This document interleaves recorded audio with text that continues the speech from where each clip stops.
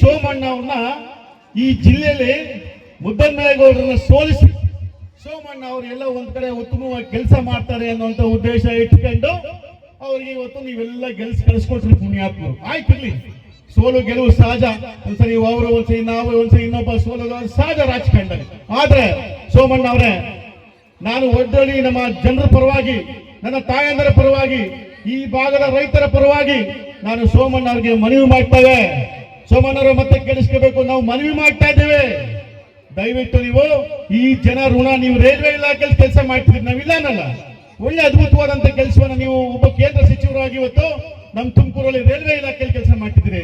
ನಿಮ್ಮನ್ನೇ ನಂಬ್ಕೊಂಡು ಸೋಮಣ್ಣ ಅವ್ರು ಗೆದ್ರೆ ಎಲ್ಲ ಒಂದ್ ಕಡೆ ನಮ್ಮ ಜೀವನಕ್ಕೆ ದಾರಿ ಆಗ್ತಾರೆ ಅಂತ ನಂಬಿಕೆ ಐತಿ. ಇವತ್ತೇನು ನಮ್ಮ ಜಿಲ್ಲೆಯಲ್ಲಿ ಓಟ್ ಕೊಟ್ಟವರು, ನಾನು ನಿಮಗೆ ಮನವಿ ಮಾಡ್ತೀನಿ ಸೋಮಣ್ಣ ಅವರೇ, ಇವತ್ತೇನು ನಂದಿಹಳ್ಳಿ ಮೇಲೆ ಇವತ್ತು ಕೌತ್ಮಾನಹಳ್ಳಿ, ಬೈಸಂದ್ರ, ಗೂಡೂರಿ, ಒಡ್ಡಳ್ಳಿ ಮೇಲೆ ಚಿಕ್ಕಸಾರಂಗಿ, ದೊಡ್ಡಸಾರಂಗಿ, ಆ ತರ ಮಲ್ಸಂದ್ರ, ಹೊಸನ್ನಸಾಪುರಕ್ಕೆ ಇವತ್ತೇನು ಒಂದು ಪೆರಿಫೆರಲ್ ರಿಂಗ್ ರಸ್ತೆ ಮಾಡಬೇಕು, ರಿಂಗ್ ರಸ್ತೆ ಮಾಡಬೇಕು ಅಂತ ಇವತ್ತೇನು ನೀವು ಹೊರಟಿದ್ದೀರೋ ದಯವಿಟ್ಟು ನಿಲ್ಲಿಸಿ. ಯಾಕೆ ನಿಲ್ಲಿಸಬೇಕು ಅಂದ್ರೆ ಸುಮಾರು ಇವತ್ತು 740 ರೈತ ಕುಟುಂಬಗಳು ಇವತ್ತು ಬೀದಿಗೆ ಬರ್ತವೆ.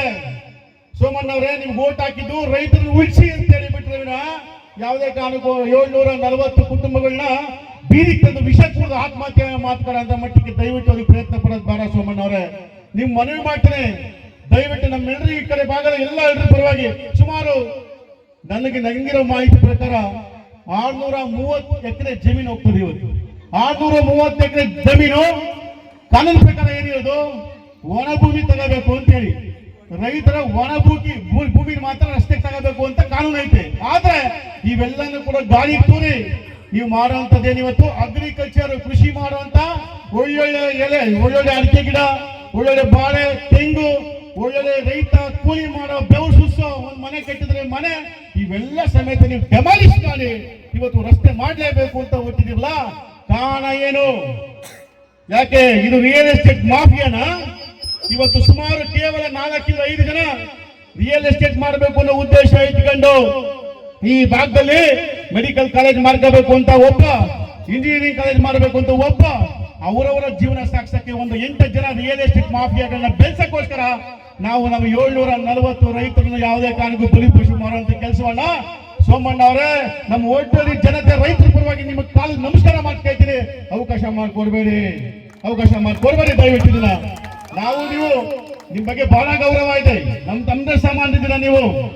ನಾನು ಶಾಸಕರಿಗೆ ಮನವಿ ಮಾಡೋದಷ್ಟೇ, ಸುರೇಶ್ ಗೌಡ ನನ್ನ ಸ್ನೇಹಿತರೆ, ರಾಜಕಾರಣ ಹೊರತುಪಡಿಸಿದ್ರೆ ನಾವೆಲ್ಲ ಅಂಟಂದಿರೋ ಸ್ನೇಹಿತರೆ, ಇಲ್ಲ ಅನ್ನಲ್ಲ. ಆದ್ರೆ ನಾನು ಕೂಡ ಈ ಕ್ಷೇತ್ರದ ನನ್ನ ಸ್ನೇಹಿತ ಶಾಸಕರಿಗೆ ಹೇಳೋದಿತ್ತೆ, ದಯವಿಟ್ಟು ಶಾಸಕರೇ, ನಾನು ನಿಮಗೂ ಕೂಡ ಮನವಿ ಮಾಡ್ತೀನಿ, ಈ ಹೋರಾಟದಲ್ಲಿ ನೀವು ಯಾಕೆ ಪಾಲ್ಗೊಳ್ತಾ ಇಲ್ಲ? ನೀವು ಯಾಕೆ ಸೈಲೆಂಟ್ ಇದ್ದೀರಾ? ನೀವು ರೈತರ ಪರವಾಗಿ ನಿಂತ್ಕೊಳ್ಳೋ ಒಂದೊಂದು ಸ್ಪಷ್ಟೀಕರಣ ಕೊಡಿ.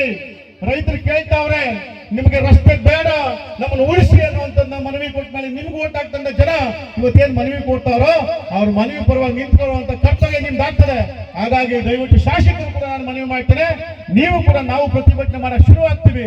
ನಮ್ಮ 740 ಕುಟುಂಬದ ರೈತರ ಜೀವನ ಉಳಿಸಕ್ಕೋಸ್ಕರ ನಮ್ಮ ಪ್ರಾಣ ತ್ಯಾಗ ಆದ್ರೂ ಪರವಾಗಿಲ್ಲ, ನಾವು ಮಾಡಕ್ ಸಿದ್ಧ ಇದ್ದೀವಿ. ನೀವು ಶಾಸಕರು ದಯವಿಟ್ಟು ಕೈ ಜೋಡಿಸ್ಬೇಕು, ರೈತರ ಪರವಾಗಿ ನಿಂತ್ಕೊಂಡು ಅವ್ರ ಪರವಾಗಿ ಅನುಕೂಲ ಮಾಡಿಕೊಡುವಂತ ಕೆಲಸವನ್ನ ತಾವು ಮಾಡಿಕೊಡಿ ಅಂತ ಕೂಡ ನಿಮಗೂ ಕೂಡ ನಾನು ಈ ಕ್ಷೇತ್ರದ ಸುಮಾರು 740 ಕುಟುಂಬದ ವಿಚಾರಗಳಲ್ಲಿ ನೀವು ನಮಗೆ ಸಹಕಾರ ಕೊಡಬೇಕು ಅಂತ ಕೂಡ ನಿಮಗೂ ಕೂಡ ನಾನು ಮನವಿ ಮಾಡ್ತಾ